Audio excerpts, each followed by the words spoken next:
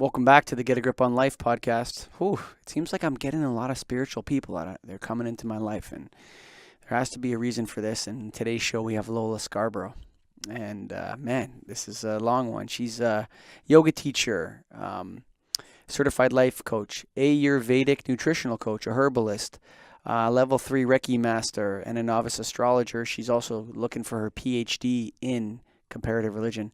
We had a great talk, and it seems to be becoming a bit of a theme now on this show, where spirituality. But hey, it is what it is. I started on this journey. I don't get to know all the steps of the way, so I hope you enjoy it. Lola, thanks for coming on the show. You're a beautiful person. God bless you. Get a Grip on Life coming up. Welcome to the Get a Grip on Life podcast, Lola. Hi, thank you, Mike. It's good to be here. Yeah, I mean, you have a lot of things on this outline of your career. The first thing I have to ask is, how do I pronounce? Is it Ayurvedic practitioner?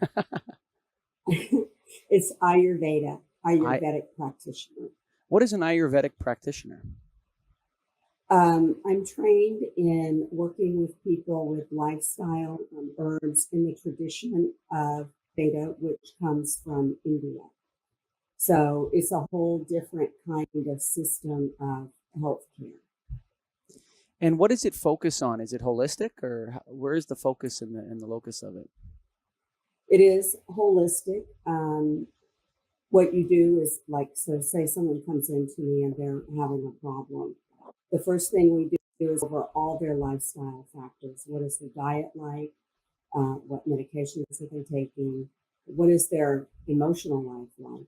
We dig deep down into the details. And then there's a fundamental facet of Ayurveda is based on what are called the doshas, and that's DOSHA. And everyone has a dominating dosha, although we have 3 doshas total, and you have some of the other 2 as well. So based on the dosha that you have and the doshas that are out of balance, you recommend different remedies to people in terms of diet, in terms of lifestyle. I mean, in Ayurveda, they even tell you, based on your dosha, how many times you should be having sex. I mean, it gets that detailed. So it does, yeah, based on your nervous system, which is kind of dictated by your doshas and your mix of doshas. So it's very in-depth. There are also herbals that I've studied and that I can recommend. Of course, I'm not a doctor and I can't treat any kind of illness or disease, nor can I diagnose it. But if someone had been diagnosed with something and they come to me, then I might be able to give them some simple herbal remedies that can ease a lot of different complaints like heartburn or, congestion in the chest and that sort of thing. And what is it like? So I've interviewed actually a couple different people, and I've actually spent some time with a Reiki practitioner. But it seems like you're putting together a combination of holistic healthcare using herbs, and then combining that with some behavioral therapies or spiritual. I don't know what the right word is, but perhaps engaging people into the spiritual side of their life, which is, I believe, something most people ignore, actually. And and then you're also looking at it for what seems to be somewhat of a bit of a feminist perspective. Like you're bringing all these things together. It's a uniquely spiritual yet Western spiritual. Does that make sense? Yes, absolutely. Why is that so popular now? Well, I think because the way we've been doing things just hasn't worked out for us. So I think that people try new things and new technologies, and when they don't get the results that they want, a lot of times they'll turn back to things that have been tried and true and have been found to help people. My belief is that all disease, bar none, starts in the emotional body, in the psycho-spiritual part of who we are. And when we don't know that it's there, or we don't know how to address it, which is the case in many circumstances, we don't know how to address it. It begins to create symptoms. So it's kind of like knock, knock, knock, knock, knock, knock, knock, knock, knock, knock. And then all of a sudden you're sick. Yeah. You get a big knock on the door, or it kills you. So things like Reiki, things like lifestyle changes, things like meditation and breath work and yoga, not only work with the physical and the spiritual, they work with the emotional as well. So when you take a human being, all of those components, and you try to treat just one aspect of that, chances are, while you may have a momentary success, in the long haul, different things are going to continue to resurface, because the underlying root, which is emotional or a spiritual crisis, emotional or spiritual crisis, has never been dealt with. So not in terms of like a psychiatrist, because I'm definitely not a psychiatrist, but you can do things like shaking meditations, where you just stand and you shake, and that helps you kind of loosen up things that you've been carrying inside of your body, and it helps you relax, and it helps you let go of things. And so there are shaking meditations that you can do that can address a lot of emotional issues. And of course, Reiki goes right to the spiritual and the emotional issue, as well as alleviating or releasing pain.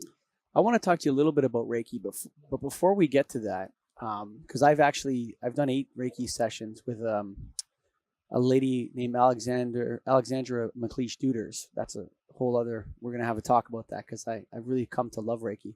But what I'd like to ask you about, there seems to be sort of 2 movements in our world right now, and they're anachronistic to the political spectrums. So you say left and right or whatever, but there seems to be a group of people that are saying that people are struggling, they're not fulfilled in their lives, they are suffering deeply emotionally and spiritually, and then disease is a sort of a consequence of this.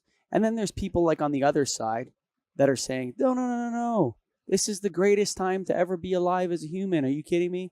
We have medical miracles, we have the greatest healthcare, we live the longest lives, we have more food than we can eat, we are the most blessed culture in the history of humanity, the healthiest, most blessed, safest,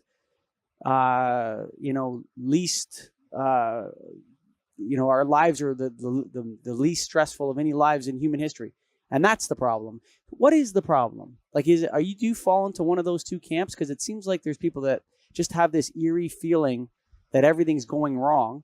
And then there's like these people that turn to them and say, how could you possibly say that? Look at all these statistics. Look at all this miracles. We're pulling so many people out of poverty. It seems to be a little bit of, I think both sides are right in certain senses. Yeah, I agree completely. So you have to remember, for all of us in life, everything is perspective. And if it's you, it's 100%, right? Yeah.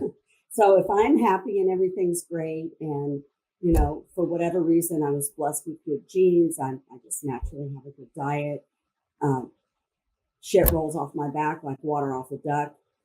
I'm looking at the world from a different perspective than someone who doesn't understand that what you eat can kill you, doesn't have access to health care, comes from a family with a history of genetics that are not good for you. You come from a family where a lot of cancer runs in the family, and you eat the same way your ancestors ate. You live essentially the same kind of lifestyle your ancestors lived, and you get cancer. You're going to have a whole different perspective of it than someone who's on the other side. So I would say both perspectives are probably right, depending on the person you're talking to. It's a really personal perspective. Yeah, but I think there's a lot of from my own anecdotal experience, and again, I just sell light bulbs every day, so I'm not even, never mind a psychiatrist or anything. I sell light bulbs, but I'm very curious about people, which is the reason why I started this show. I like to listen to people's perspectives and hear them, And what I'm hearing is, like, from most people, is that there's something missing in their lives, or they're missing something. The presentation of the Western lifestyle, with its Facebook and Instagram and the consumerist lifestyle, have what you want, Amazon Prime, grocery stores full of and massive stores full of everything you could dream of or imagine. But there's an emptiness to this generation and this culture that I think is unique to it. Would you agree with that? I would, and I think that emptiness is because of a lack of true community. Electrons are not the same thing as face to face. I traveled extensively, and one of the places that I've been to 5 times is India.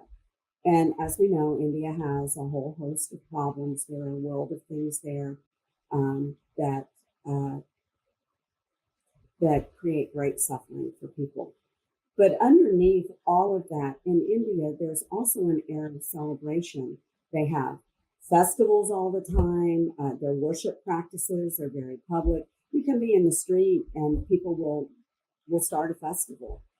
They're always finding something to celebrate about. And you go past conditions that would be considered hideous in the United States, and people are smiling and they're working and they're in groups.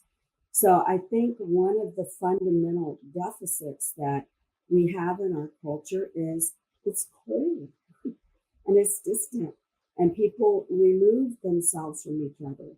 I mean, people can give you a hard time and make your life miserable.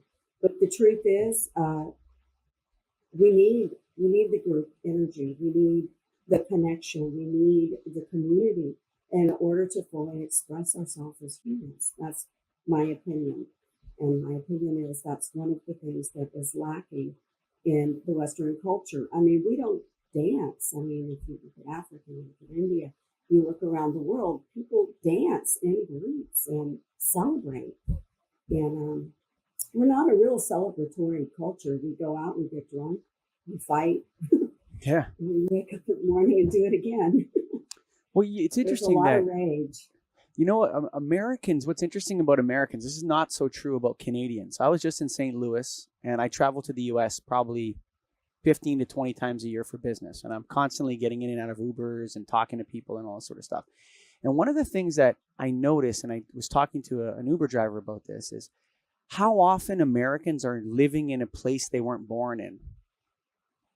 Like, so many Oh, yeah. Americans move like many times through their lives. It's like, oh, I'm a Ohio State fan, but I grew up in Indiana and now I live in Florida and I live here now. And Americans are mobile around their country in a way that other nations don't live that way. There's like they're constantly moving to different cities, following the jobs or following whatever they're following, their wife, their thing. And that you kind of lose something when you don't have roots. You do. And one of the things you lose is community because you're always amongst strangers. I've moved a lot. I've been in Houston now for a long time. But before that, my family moved. They were nomadic. And then once I became an adult, I moved around quite a lot. But you lose the community. You don't know who you're next to. People kind of put their heads down and try not to see their neighbors. I've seen it so many times here. And I think that you lose that sense of continuity that comes with belonging to a place, like so many different communities do. You're in India, people who leave their village is considered bad for your health to leave your village. So it probably is bad just, for it. Probably is in some ways. I mean, there is the call to adventure. There is the call to adventure. But it's interesting. So what is it that the Western world lost that is causing so many people, particularly women, and say particularly women that are into this, that are seeking out their answers in other cultures? Like, it fascinates me. It's like, I just interviewed another lady, Belinda, I can't remember her last name now. Lovely, lovely woman. But again, looking to the Hawaiian culture and their healing practices, not the Hawaii of today, but the First Nation Hawaiian people, to look at their healing practices and the things that they did to spiritually relieve the tension, and their ceremonies in this. And it's like America's looking for a new set of ceremonies or something to help make their life have a rhythm. Well, we're looking for meaning. And, you know, your career can give you an identity, but it can't really give your life meaning. Meaning is a fundamental emotional component of who we are. And I would say when I go to spiritual events in the US, it is predominantly women. And I would say that women have begun to really recognize that in many ways we somehow got separated from our essential nature, which is tribal, which is in connection and community, which is in belief and worship, which is in trusting nature rather than. I am not anti-technology. Technology has done wonderful things, but it's also created terrible disasters. I mean, here and not far from where we are, we have a lot of plants, and the plants we had one that caught fire and it just released all kinds of chemical in the air. Are you talking about factories, industrial factories? Yeah, factories, industrial factories. And so they thought they had it out. They didn't. It lit up another one. So while technology gives us much, it takes a lot back from us in return. With nature, when you use, like going back to Ayurveda, when I use the herbal formulations in Ayurveda to work with myself, with my own health, I can go out and that herb has probably been in use for, you know, a good 3,000 years. Sure. Yeah. And sure. I can look at what its side effects are. I know so much about it. But if I go and I pick up a pill from the pharmacy, I get this list of side effects. And a lot of times the side effects of medications that you take aren't fully known for 20 or 30 years. And then they've done the damage.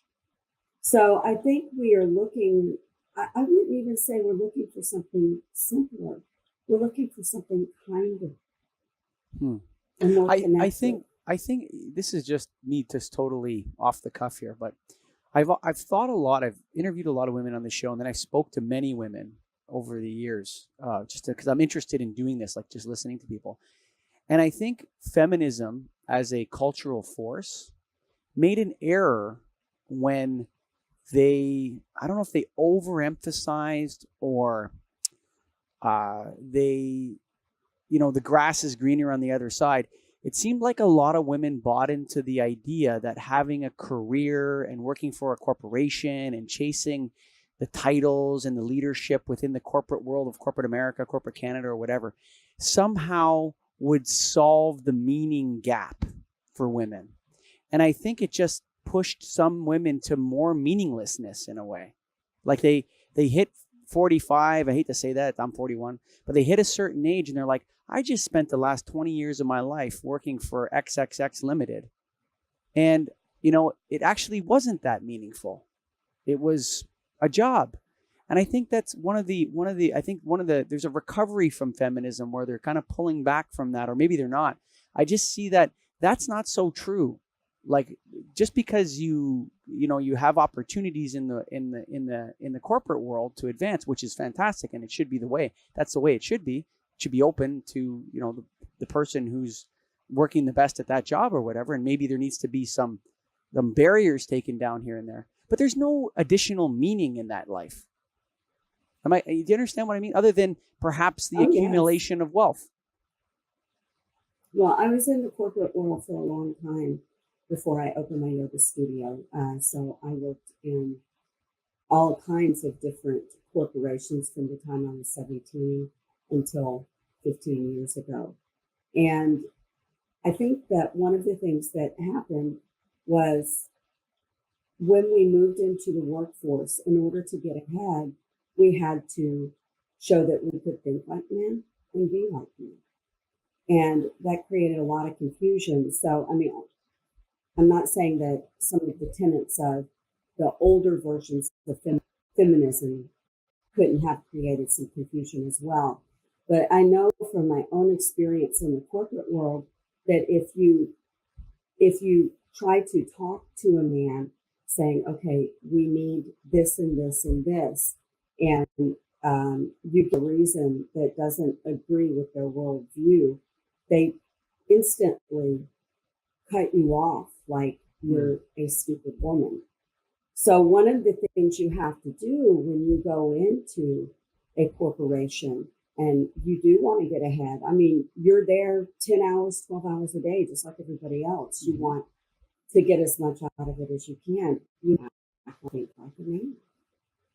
And, it's men and women I'm sure there are people who would disagree with me, but I think women and men should complete each other, not compete with each other.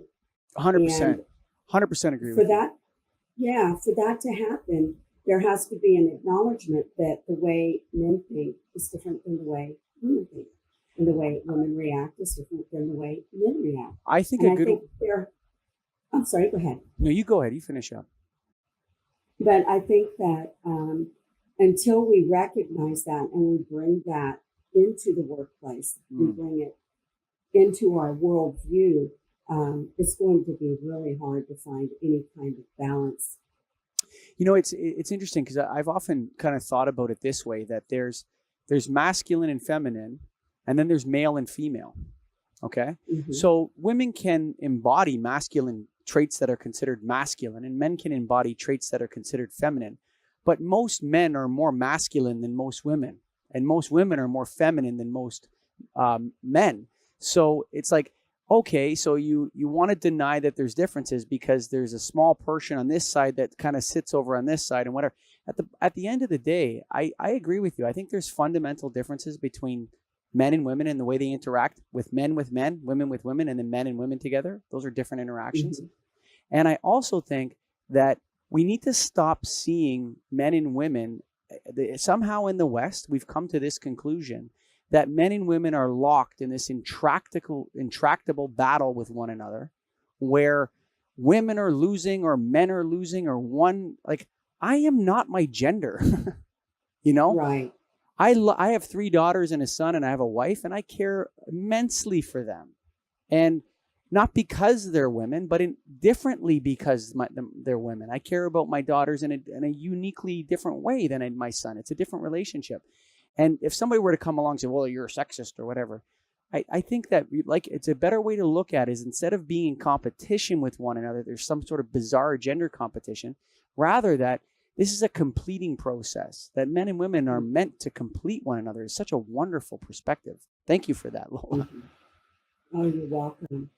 Yeah, it makes me sad that the things that have historically been associated with women, like nurturing, supporting, and I mean men nurture and support too. My husband was very nurturing and very supporting, but that have historically been characterized by the female gender, have been looked down on as having less value than competition, getting out there, being, a grade A asshole, right? Sure. So instead of, courtesy and kindness and cooperation, not that all women are courteous, kind, and cooperative, but these are qualities that are often associated with women. The feminine, the feminine, that they're not seen as having value. So when you go into the workplace, you have to discard those things if you hope to get ahead, or you have to at least minimize them. Because I had a boss one time, I went in and I told him, I said, listen, we're having a problem with this client. We need more resources. I was a project manager in a software company. And he said something like, we don't have more resources. And I said, well, we need to hire more resources or we're going to fail. And he looked at me, he said, get out of that chair. You're acting just like a woman. Oh, it's like, what does that mean? Come on, man. Come on. But so you get confronted with that. And sexual harassment has, they've gone a long way to addressing that. Maybe way too far over to the other side. But These who's to say? pendulums swing a little bit, right? You got to just, They swing a lot. you know what the reality is? It's like, you look at what's that Hollywood producer guy's name? I can't remember. He looks like Jabba the Hutt to me, but Weinstein, Harvey Weinstein. Okay, take that guy. It's like, the way I look at it, sometimes when I look at it, okay, it's like you can make an error when you try to blend. I think there's a major difference between rape and sexual harassment that's been kind of pushed that's been kind of pushed together. That is not helpful. It's like, if somebody, like, transactional sex between a men providing some sort of benefit outside of for sex is fundamental to the human species and has gone on for. Sure it is. And we're talking not both ways, a one-way transactional process where men provide safety and security and you're a concubine, you get to eat, drink, be merry, or men provide some sort of definitive benefit that women want and they take it and they give sex as the exchange mechanism. And this is, people can look at this for whatever way they want to look at it. They can look at that as that shouldn't be that way. And that's why we have monogamy. That's why the Western culture adopted monogamy, and all major cultures that have become stable adopt this monogamy framework. But even in monogamy, there's a little bit of patriarchy. It's like one vote and one woman. We all get one vote and we all get one woman, and then we won't kill each other. There's a bit of patriarchy in monogamy when you look at it like that. And when you look at how anthropologically women have behaved in terms of where they choose to be, women don't always seem to want to choose monogamy. It seems that that's how men have set it up. And there's an inherent underlying, if you're into patriarchy, there's something about monogamy that strikes at patriarchy and dividing the women up equally in some sort of sense amongst the men so that the men don't fight.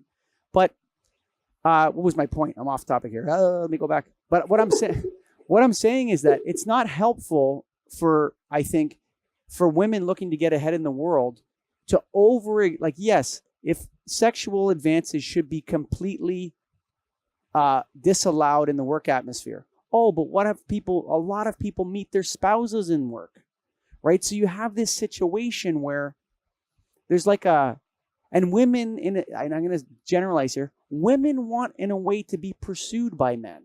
There's something in the pursuit that is like a part of the mating ritual or something. You look at other species of animals and you see the male of the species showing his feathers off or whatever. There's a pursuit aspect to this that I think is being denied. And so the situation between harassment and a determined guy that, how many women would say, oh, my husband asked me out 3 or 4 times before I said yes. You hear these stories a lot, right? But are the first 3 times sexual harassment? In the workplace today, I think they actually are. They might be considered that, no? And that's a tough situation. It's tough because it's so nuanced and open to interpretation. And after the fact, if things didn't go well, now it's harassment or whatever. It's too dicey. And I think to push it towards the rape side of the perspective is very dangerous for our society, because you're going to have various levels of victims mixed together into one. And a woman that's been, raped and a woman that's been sexually harassed, those are 2 completely different scenarios that need to be dealt with differently. We went into the weeds on this one, but yeah, we did, but that's good. I like the weeds. Sexual harassment is distressing and it's disruptive, especially if it's someone who has power over you, which is usually the case. Yep. But it's not a physical, hands-on, forcible touching of you. It's more of an emotional distress that can be very intimidating and real. It can be really painful. Yes, for sure. Right. But we've gone a long way towards addressing that. But rape is something different. And like you, I think that there needs to be more clarity around what is what. Because again, what you see happening is most men are good men, just like most women are good women, right? Sure. But there are a few out there that they do this, that causes trouble for all of the rest of us, all the way down the line. And so that's the danger of these things, is people start categorically determining, oh, this is insult, like someone calls you sweetheart. I had that happen. One of the guys that came in to work on our furnace, he called me sweetheart, and then he immediately lost his color because he was afraid that I was going to get insulted. Sure. I'm like, listen, I'm from the South. It's okay. I'm older. I'm from the South. That's not upsetting. Yeah. Well, it's interesting because important. I work with my dad every day, and we have, I think, two or three women working. I can't remember now, but anyway, two. And but my dad will come in and he'll call them sweetheart and all this sort of stuff. And he's a 73-year-old man, and he's non-threatening in a sexual sense. Does that make sense? He's very grandfatherly. And so there's a relationship there, which is completely different. And, but if I were to call them sweetheart, that would be a completely different situation, So there's different nuances to it in our society. And another thing that, and I think we can move on from this topic, but it's definitely a weeds topic. You can get into those weeds, and there's a major difference between Bill Cosby and Harvey Weinstein. That's not being made clear to people. What one guy did and what the other guy did is there's a huge chasm in between the two of them that I think needs to be pointed out. And most people, they kind of, like the general population, if you talk about, they're kind of equating those two guys as the same type of dirtbag, when Bill Cosby is a legitimate rapist, yet to be convicted or whatever. And Harvey Weinstein is a Jabba the Hutt transactional, using women, his power over women, holding dangling roles in movies and this sort of stuff. But I don't think it's the same thing. And as disgusting as both of those things are, I think there's a big difference between them. There is a big difference. I agree with you completely. Let me ask you a little bit about Reiki. Now, 8 months ago, if you had come to me and said, you're going to do some Reiki today, what's that? It's kind of like a spiritual massage. We're going to channel the energy. I would have said completely crazy. I said, that's ridiculous. But I've actually come to really enjoy Reiki quite a bit. And there's something real there in that spiritual engagement that I think is especially for Westerners who are so starved of the spiritual, in a sense, that are not engaging that side. Men or women, child, old, whatever, they've ignored the spiritual side of their who they are for decades. And to go into Reiki is a very powerful way to engage that side of yourself. It is, and it's an ancient tradition. So I'll just call it energy work, because that's an umbrella term for all the different kinds of modalities that are out there, one of which is Reiki. I learned hands-on healing, or what my grandmother called pulling pain, from her. She was a healer, and I was about 12 years old, and she reached over and grabbed my hand. She said, "You've got the hot hands." And so she put me to work right away. We lived out in the country, so people were always getting hurt. So that's where it started for me. And I've studied so many different kinds of energy modalities. And the yoga that I practice, which is Kundalini Yoga, is an energy modality of its own. So with the energy work, of which Reiki is one, when you go into a session, things happen on levels that aren't visible to the naked eye. And, Eastern spiritual tradition talks in depth about the layers of what we are. And we're not just a physical layer, we are also an energetic layer. And things store in the energetic layer, just like they do in the physical layer. So when you go in and get, whether it's a hands-on healing in a church, or you go to a Reiki master, or you come to somebody like me who practices the Lola, you are working on so many different levels. It's spiritual, it's physical, emotional. I had people come in with autoimmune diseases that were serious. And in one instance, after one energy healing, I had my hand over her liver. Her autoimmune system was attacking the liver. And people come in, I don't know what's going on for them. When I got done, I said, "What is going on with your liver?" And she told me. Well, a month later, she went in for a follow-up visit, and the condition was gone. She had been sick with it for 4 years. So amazing things can happen. They don't always. Sometimes you go in, you have a problem with your knee, the healer works on the knee, you get up, you still have a problem with the knee. So it's not like you can predict the outcome. I never know what's going to work in terms of what people want to work on and what isn't. But I always know something profound is happening. It's interesting that we talk about diseases and pain and like physical pain. I think there's physical pain that people can have that's a result of tearing their MCL. There's physical pain that people can have that medicine is modern medicine's fantastic at treating. But I think I think people know in their hearts and in their souls that some of their symptoms are because of their spiritual.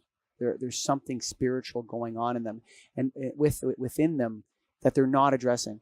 And I think this may sound a little bit very controversial for some people, but you take something like general depression.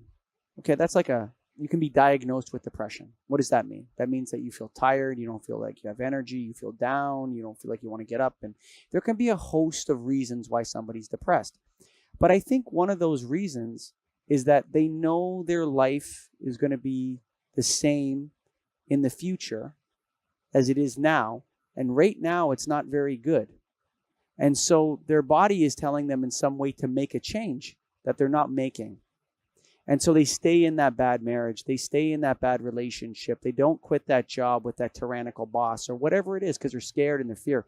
And then eventually this depression and this reduction in the kind of chemicals that make us feel good and whatever, the lack of that translates itself into some sort of physical ailment. And I think that, I don't care what anyone says, there's something to that a lot of spiritual people like yourself, Lola, and other people I've talked to are hitting on. They're saying, no, there's something more going on here. And this pain, the emotional pain, is being somehow translated, sometimes, not all the time, but sometimes is translating into some sort of physical ailment, whether that's back pain, whether that's their liver or whatever. Would you agree with that? Oh, I agree completely. I know a lot of times when people come to me and we do our healing session and then we process afterwards, they'll say, "I just feel so relaxed. I haven't felt this relaxed in years." And that's because coming in and having an energy session, first of all, it's non-threatening. I like massages, I get them, but in a way, they're kind of threatening. Yeah, some ways, yeah. Someone you don't know is digging on you in places that are uncomfortable. Sure. You may get a release there later, but, and it doesn't have you're here because you feel an emotional need to be touched by someone in a non-threatening way. You're here because you feel a need to be cared for, cared about, and nurtured. And, a massage is great for many things, but not that. A massage is very physical. So when you come in to get an energy session, when you walk in, the healer is looking at you eye to eye, has a caring attitude, invites you to come in and lay your troubles down. And it's very powerful. So I've done, I think, 8 Reiki sessions, and some of the things so you spend an hour there, first of all. And I've always found that so I decided in October that, you know what, I'm just going to go in, and I'm a Catholic. So, hey, I go every Sunday and I have the body of Christ, and I buy into the transubstantiation and I enjoy the ceremony and everything else. I said, you know what, this Reiki thing, I'm not going to go in there super skeptical, thinking it's silly, or I'm just going to go in there and see what happens and be legitimate, be present there and mindful and be there with it. And maybe that's maturity. I'm older now than when I was younger. I was more cocky or whatever it is. But some of the intuitions and the visions and the images, it's almost, for me, Reiki's almost like lucid dreaming. It's that of a, like, I remember this one session I had with Alex. There was just this release of sadness. And I was in this, in the Reiki session, and I kind of go into this, like, a very deep meditative state. And I was, in this field, and I was digging holes in this field, and my foot was all bleeding from the shovel. And there was this voice calling to me saying, stop, stop, stop, stop, stop. And I was like, I don't want to stop. I don't want to stop. I don't want to stop. And I looked up, and it was like this giant field of all holes. And then I released this sadness, and it was such a beautiful, wonderful feeling. I had to say sadness is wonderful. But when I allowed myself just to experience the sadness instead of holding it back and pretending I'm stronger than it, and I'm a man, I don't have to put up with this, and I just released all this sadness, and it was it was channeled. It was such a wonderful experience, very healing for me. And I just would really love to urge people to, if I can, listen to me. I'm a light bulb salesman. I don't know. But just acknowledge that you're you're a creature of the light as well as a flesh and body person too. See, I love it that you saw light bulbs, and thank you for that story, because what is light except generation, right? And when a light bulb is lit, where there was once darkness, you can now see. So I think it's a very profound profession to have. Thank you very much. Yeah. But what I'm saying for people is, like, if you think the world is not a spiritual place, you're missing most of the world, actually, I think you're missing most of it, Tell me a little bit about fighting for our tits. I know it's probably about breast cancer. Yep, there it is. Avoid breast cancer. So you're not a doctor, you already told me. How are you helping women avoid breast cancer? Well, I'm a research rat and have always been a research rat. And I started noticing the uptick of women coming to me for healing, either during cancer treatment or afterwards, and for breast cancer. And the numbers just kept going up. And I'm like, what in the world is going on?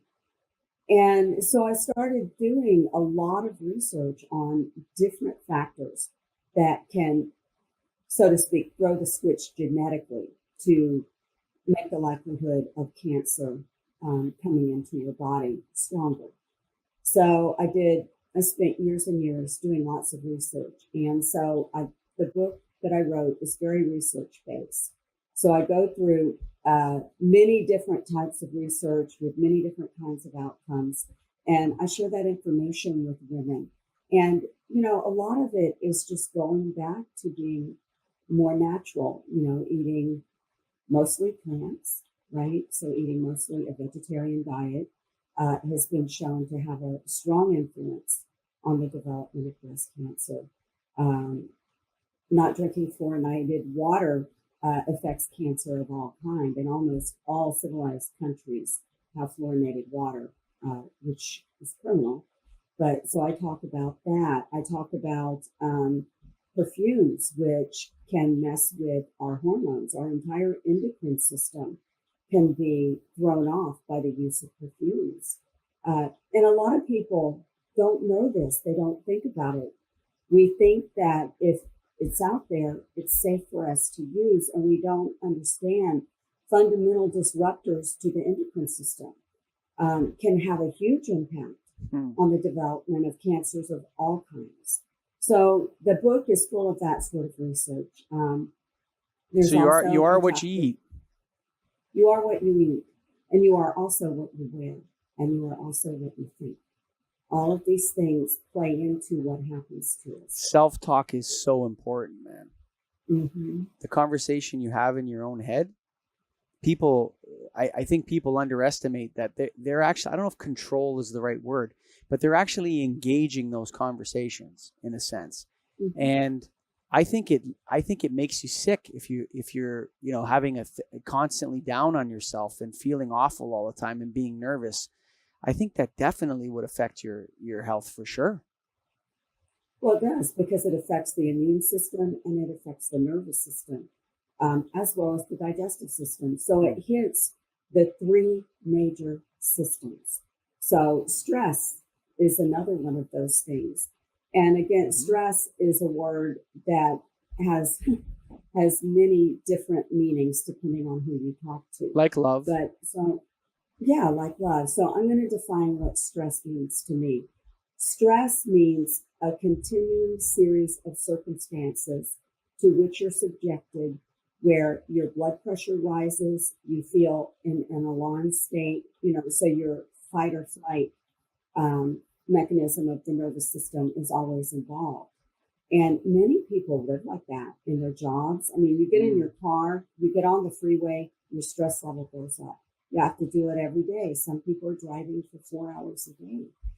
Then they get to work and there are all the deadlines. And, you know, now people are often serving, you know, they've got 5 different hats on the job. Sure. Because that's what's expected now. Not that you are talented in only one area, but that you can multitask across the board. Lola, that's called productivity increases. Come on now. Yeah. We're trying to increase the productivity.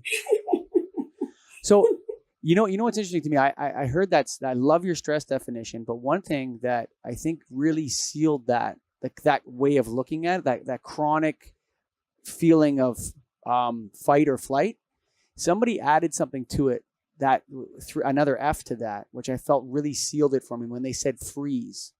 So there's fight, flight, and freeze, because people aren't necessarily fighting and they're not necessarily running away, but they can be like locked in like a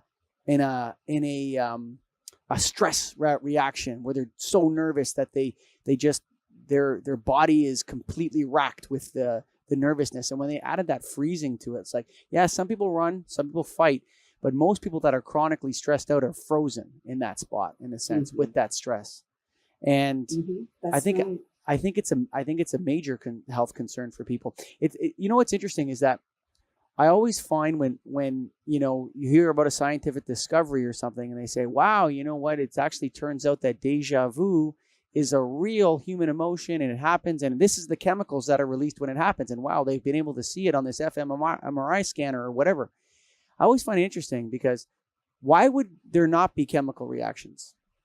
If somebody says that they're having they're experiencing a near-death experience, or what do they call that when you die and you come back? You know what I'm talking about. There's a name for that. Out-of-body experience or whatever, right? And the scientists will say, well, no. It's actually not real. That's not what happened. It's just that these chemicals were released in the brain. It's like, of course there's going to be a biological or physiological response. That's how we work. Like our spirit is in tune with the chemicals that our body releases. That's how it works, right? And so that is exactly how it works. That doesn't doesn't take away the spiritual side of the experience. Like the fact that you can isolate, oh yes, actually it's the serotonin reuptake inhibitor number 6175 that was released. There's nothing spiritual going on here at all. It's just that we've isolated this. Of course, there's a physiological response. That's how, this meat locker works. And I have a spirit inside of it, which engages the chemicals and the skin and the livers. And yes, there's chemicals that happen. So a lot of people write this off. It's like, well, no, it's not this. It's cortisol. And no, you have to calm down. You have to be mindful. You have to meditate, do yoga, practice some Reiki, do something for yourself, for your spirit side of your life. Otherwise, you're going to starve yourself. Spiritual starvation. Yeah, there's like a lot of Americans and Canadians. I think the most Americans and Canadians, there's a lack of engagement in the spiritual world for us. That is really what people are talking about when they say that life is harder now than it used to be. I think they're talking about the absence of the spiritual. right, of that connection to something uh, that is a part of who you are. And together, you know, the saying is, of course, we are all one, right? There's only one of us here Hmm. because each of us carries a piece of God that Hmm. fits with the other piece of God. Hmm. So there's only one of us. There's kind of like I'd say, you know, if you take a cup and you dip it in the ocean, you got a cup of water. Now it looks like it's separate from the ocean. Yeah, Go ahead sure. and add a little food color. Now it looks definitely separate. But the minute you pour that water back in, it merges with the ocean. The ocean is one. Well, one love. You know, it's interesting how have you ever heard of Lao Tzu, the Tao Te Ching? That guy. You know what I'm Mm-hmm. talking about, right? Yes, yes. So I think it's the opening line, but it's one of the opening lines of one of the stanzas. It says, "The name that can be named is not the eternal name," right? And I always find like when I have these conversations with lovely people like yourself and other people that are like really trying to, you know, not saying anything bad, not against the medical practice or anything, but just really trying to invoke the spiritual side, engage people spiritually as a way to better their health outcomes and better their lives. Mm-hmm. I always find that they're saying the same thing but with different words. It's like the grunts of the naked ape. Um, you know, it's a hoo, hoo, hoo, hoo, right? We're like a bunch of apes running around, and we say things. And what does your word mean, and my word mean, and what are we describing here in this one? It's like we are all connected. In fact, maybe if you think about how the Earth, if you look at the sublimity of what's happening, we're spinning around a nuclear fission reactor at 14,000 kilometers an hour on a wet rock, right? I Mm-hmm. mean, that's and to say that, to reduce everything down to Darwinism and evolution and meaninglessness and no God, there's no spirit world, we're automatons, we have no. I think that's to do humanity and the earth and everything that's beautiful and happening here a real disservice, Lola. Um, Yes, me too. I mean, I think science should break things apart and then put them back together again. yeah, Or just leave them broken apart. they do. That's a So great way to then put it. you can't see the whole. And Yes. without the whole, your picture is so limited and you will never get anywhere close to arriving at the truth. Hmm. You can't. You can't see the big picture. What would you say to people like, so I find, so I do, I've never done Kundalini yoga, but I've heard that a lot of people have transcendental experiences doing Kundalini yoga, um, deeply spiritual experiences. Um, the yogic practice. So you often hear about people talking about meditation. You have to empty your mind. You have to clear your mind. You have to relax and calm down. I find once you get very good at yoga or um, the meditation or Reiki, that yes, there's a quietude that happens, but after that, there's a beautiful whole internal spiritual world there. There is, yes. And with Kundalini Yoga, there are many different kinds of meditations that people can do. You know, there are silent meditations, although I would posit there's no such thing as a silent meditation unless Hmm. you're a monk and you've studied all those techniques because your mind is always running. Sure. But your meditation is really just that small space between your thoughts. And that's Yes. a great place to be. But when you sit down, whether to do yoga or to do meditation, whatever your practice is, or prayer is a form Sure. of meditation. Absolutely. Um, and my husband's daughter is kind of like a missionary. And so she calls it her reflection time. She Hmm. doesn't use the word The meditation, name but that can be she named is lights the not the candle. eternal name. The Mm-hmm. name that can be That's named right. is not the eternal name for sure. But So when you sit with yourself, when you have the courage to sit with your own emotions, to sit with the things that are coming up for you, to look at them and learn how, if something disturbing comes up, you do have the power, maybe not to not think about it again, but to let it go in that moment. You yes, begin to realize you have so much more control over what's happening in the internal environment of your head than you ever realize. But it can be very disturbing for people when they first start trying to oh meditate. for I sure. always recommend a teacher in the You know, beginning. for sure, because it's interesting. I totally agree with you on that. That it's very good. There's the old adage, you know, when the student is ready, the teacher appears. So Mm-hmm. if you are listening to this and look for someone that can guide you and just be with you in the initial stages, because but that being said, these emotions, you can engage with them in the way you want to engage with them. So anxiety is not bad. Envy is not bad, although envy is probably the closest emotion we have to bad that there is. But all these emotions come to you, if you think about them, in a way to tell you a message. So if you're feeling envy, acknowledge that you're feeling envy, listen to it and find out why. If you're anxious, your body is telling you something. You need to go internal and deal with that anxiety. And then I always say, for me, anxiety is an old bitch. That's what I call her. Because she has a message for me and I have to listen to it. But then I can tell her to go away again. Get away from me, anxiety. I've heard what you have to say. And now I'm actually becoming very good at feeling the initial symptoms of when anxiety is going to come. It has like an embodiment, a physical embodiment, as well as and it comes in certain places. Often when I'm driving, anxiety will come. And then I'll listen to what anxiety has to say. I'll listen to what envy has to say. Because envy sometimes tells you need to change the way you're living your life. Like there's a message in it for you from the universe. These emotions they're not in you. They come to you in a sense. Am I right about that? Am I talking crazy? Like emotions come to you from the universe and they're there to tell you something and you should listen to them. And then when, especially the negative ones, then when you understand what they're saying, tell them to leave. Tell them to leave you. Right. And work on the underlying issue, because lots of times, let's say, I've been really depressed for a long time and I don't know why I'm depressed. And I didn't know anything about meditation. No one ever told me what it was. So one day I find out about meditation and I start practicing. Well, for the first 6 months, I cry every time I sit down. I can't even thinking about meditation, right? Sure. But you have to that's the clearing. What meditation allows you to do is clear the debris that has been sitting in your mind and in your body for up until what is now your life. They've been there.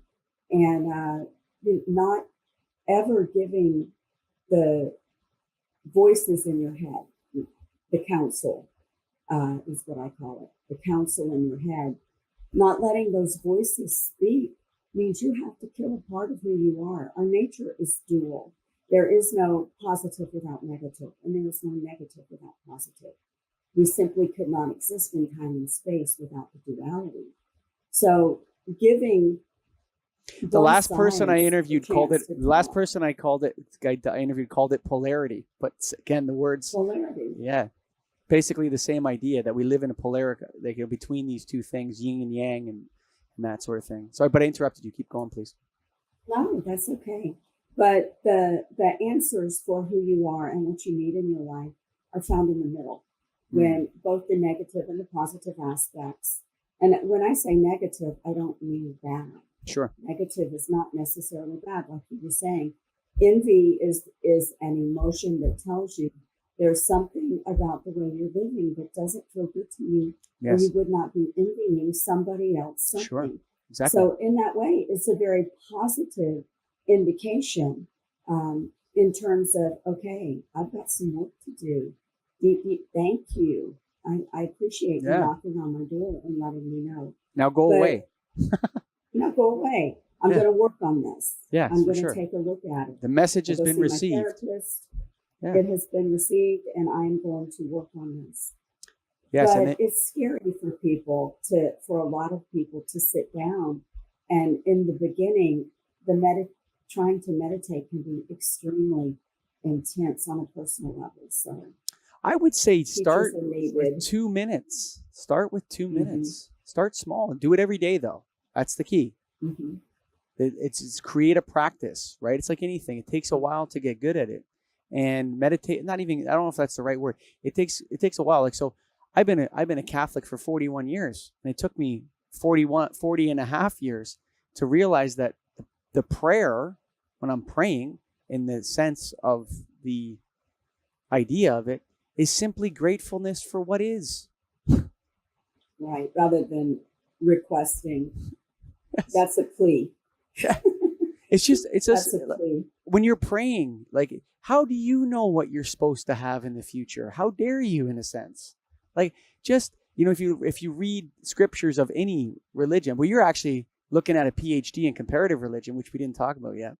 But Yes. if you look at it, give us today our daily bread. It doesn't say give me a condo in Queens and a house in Florida and a cheap plane ride between the both of them. It says, give us this day our daily bread, and the evil of the day is sufficient thereof. These types of things. Stay in the present and be grateful for what you have. And I think that since I started my meditation practice, I would say the most wonderful human emotion, well, it's a toss-up, I think, and I love to cultivate it, and I wish I could have more of it, but would be gratitude, and then a very close second would be humility. When you actually are able to look at the world from a perspective of humility, the world is extremely interesting and wonderful. I wish I could have it all the time, but man.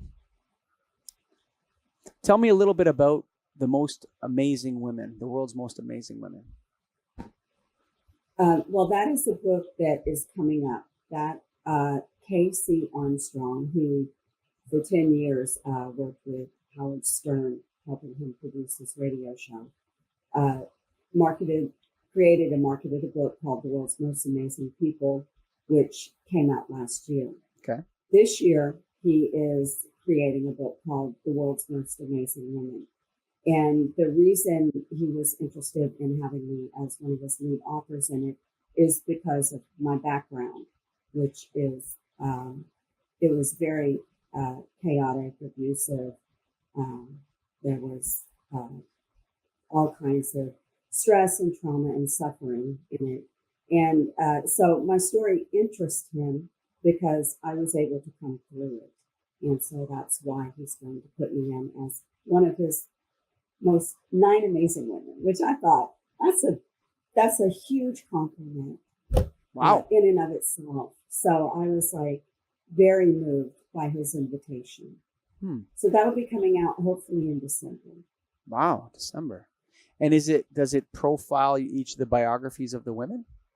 Like, it does. Is it autobiographical? Do you write your own story, or is it written by someone else? Well, it's Casey interviews. I have interviews with him on a regular basis on his talk radio show. And he goes through and condenses down different parts of the interview. And that's how the flow of the format goes. So he will put the conversation in an interview where he asks a question. Wow. And then I respond. Tell me a little bit. We've talked for an hour. I don't know if you can see the timer on your screen. Oh my gosh. Wow, eh? Crazy. Yeah. It's like a time warp sometimes.